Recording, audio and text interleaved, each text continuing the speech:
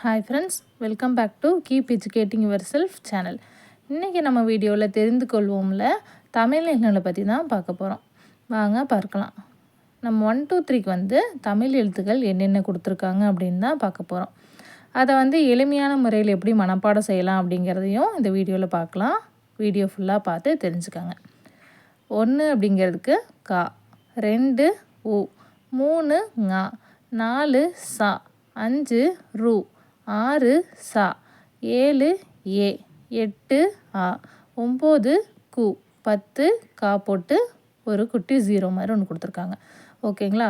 இதை வந்து ஈஸியாக நம்ம எப்படி ஞாபகம் வச்சுக்கலான்னு பார்த்தீங்கன்னா, இந்த எழுத்துக்கள்லாம் வந்து ஒரு வாக்கியமாக உருவாக்கிக்கணும். அந்த வாக்கியம் என்னன்னு பார்த்தீங்கன்னா, கடலை உருண்டையை நன்கு சப்பி ருசித்து சாப்பிட்டேன் என அம்மாவிடம் கூறினான் அப்படிங்கிறது தான் அந்த வாக்கியம். கடலை உருண்டையை நன்கு சப்பி ருசித்து சாப்பிட்டேன் என அம்மாவிடம் கூறினான். ஓகேங்களா?